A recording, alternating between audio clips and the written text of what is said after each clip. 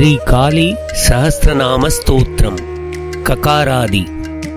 कैलासशिखरे रम्ये नानादेवगणावृते नानावृक्षलताकीर्णे नानापुष्पैरलङ्कृते चतुर्मण्डलसंयुक्ते शृङ्गारमण्डपे स्थितम् समाधौ संस्थितं शान्तं क्रीडन्तं योगिनीप्रियम् तत्र मौनधरं दृष्ट्वा देवी पृच्छति शङ्करम्। देव्युवाच किं त्वया जप्यते देव किं त्वया स्मर्यते सदा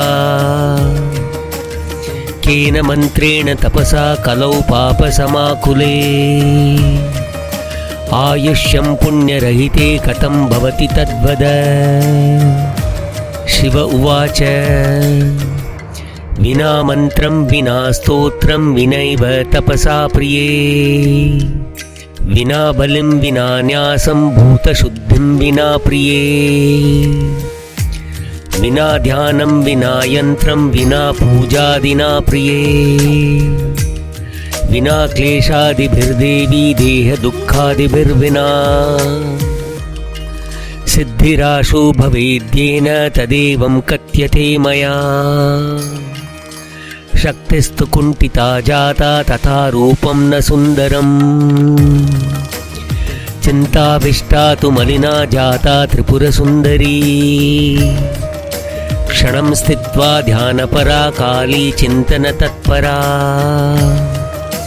तदा काली प्रसन्नाभूत् क्षणार्धेन महेश्वरी। वरं ब्रूहि वरं ब्रूहि वरं ब्रूहीति सादरम्। सुन्दर्युवाच मम सिद्धिवरं देहि वरो यः प्रार्थ्यते मया तादृक् उपायं कथय येन शक्तिर्भविष्यति। श्रीकाल्युवाच मम नाम सहस्रं च मया पूर्वविनिर्मितम् मत्स्वरूपं ककाराख्यं महासाम्राज्यनामकम् वरदानविधं नाम क्षणार्धाद्वरदायकम् तत्पठस्व महामाये तव शक्तिर्भविष्यति। ततः प्रभृति श्रीविद्या तन्नाम पाठतत्परा तदेव नाम साहस्रं सुन्दरी शक्तिदायकम् कथ्यते नाम साहस्रं सावधानमनाशृणु सर्वसाम्राज्यमेदाख्य नाम साहस्रकस्य च महाकाल ऋषिप्रोक्त उष्णिक्छन्द प्रकीर्तितम् देवता दक्षिणा काली माया बीजं प्रकीर्तितम् ॐ शक्ति कालिका बीजं कीलकं परिकीर्तितम् ध्यानं च पूर्ववत् कृत्वा साधयस्वेष्टसाधनम्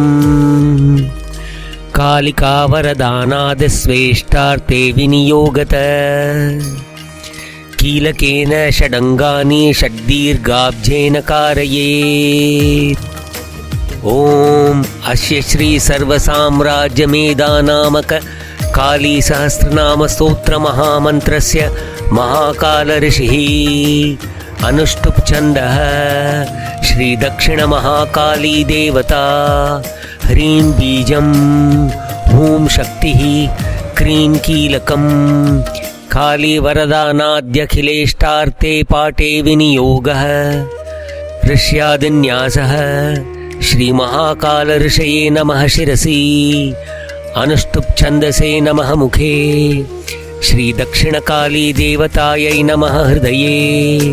ह्रीं बीजाय नमः गुह्ये ॐ शक्तये नमः पादयो क्रीं कालिकाय नमः नाभौ विनियोगाय नमः सर्वाङ्गेषु करन्यासः ॐ क्रां अङ्गुष्ठाभ्यां नमः ॐ क्रीं तर्जनीभ्यां नमः ॐ क्रूं मध्यमाभ्यां नमः ॐ क्रैं अनामिकाभ्यां नमः ॐ क्रौं कनिष्ठिकाभ्यां नमः ॐ क्रः करतलकरपृष्ठाभ्यां नमः अङ्गन्यासः ॐ क्रां हृदयाय नमः। ॐ क्रीं शिरसे स्वाहा। ॐ क्रूं शिखायै वषट्। ॐ क्रैं कवचाय हुम्। ॐ क्रौं नेत्रत्रयाय वौषट्। ॐ क्रः अस्त्राय फट्। भूर्भुवस्वरोमिति दिग्बन्धः। ध्यानम् करालवदनां घोरां मुक्तकेशीं चतुर्भुजां कालिकां दक्षिणां दिव्यां मुण्डमाला विभूषितां सद्यश्चिन्नशिरखड्गवामोर्ध्वाधकराम्बुजाम् अभयं वरदं चैव दक्षिणादूर्ध्वपाणिकां महामेघप्रभां श्यामां तथैव च दिगम्बरां कण्ठावसक्तमुण्डाली गलद्रुधिरचर्चितां कर्णावतंसतानीतशवयुग्मभयानकां घोरदंश्राकरालास्यां पीनोन्नतपयोधरां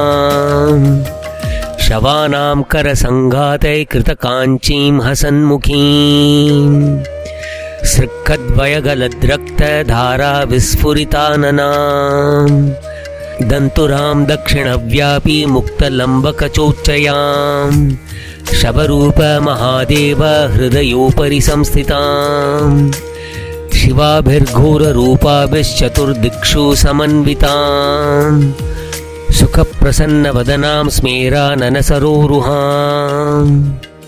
सदा सञ्चिन्तये देवीं श्मशानालयवासिनीं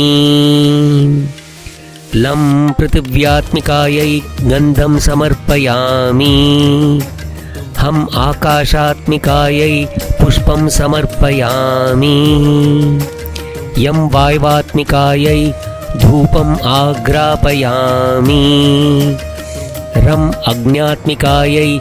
दीपं दर्शयामि वम् अमृतात्मिकायै अमृतोपहारं समर्पयामि ॐ क्रींकारी क्रूं कराली च कल्याणी कमलाकला कलावती कलाढ्या च कलापूज्या कलात्मिका कलाहृष्टा कलापुष्टा कलामस्ता कलाधरा कलाकोटिसमाभासा कलाकोटिप्रपूजिता कलाकर्म कलाधारा कलापारा कलागमा कलाधारा कमलिनी ककारा करुणाकवी ककारवर्ण सर्वांगी कलाकोटिप्रभूषिता ककारकोटिगुणिता ककारकोटिभूषणा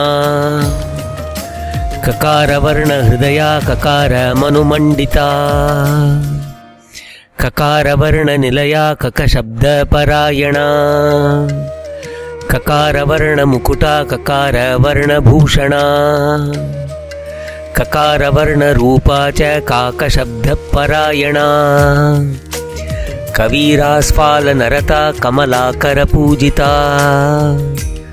कमलाकरनाथा च कमलाकररूपधृक् कमलाकरसिद्धिस्था कमलाकरपारदा कमलाकरमध्यस्था कमलाकरतोषिता कतङ्कारपरालापा कतङ्कारपरायणा कतङ्कारपदान्तस्था कतङ्कारपदार्थभूः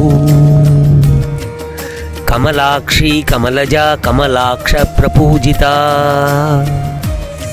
कमलाक्षवरोद्युक्ता ककारा कर्बुराक्षरा करतारा करच्छिन्ना करश्यामा करार्णवा करपूज्या कररता करदा करपूजिता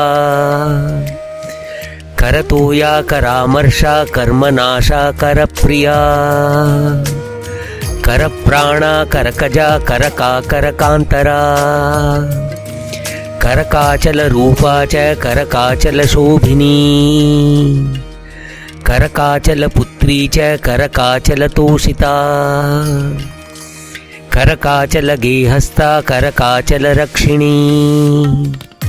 करकाचलसम्मान्या करकाचलकारिणी करकाचलवर्षाढ्या करकाचलरञ्जिता करकाचलकान्तारा करकाचलमालिनी करकाचलभुज्या च करकाचलरूपिणी करामलकसंस्था च करामलकसिद्धिदा करामलकसम्पूज्या करामलकतारिणी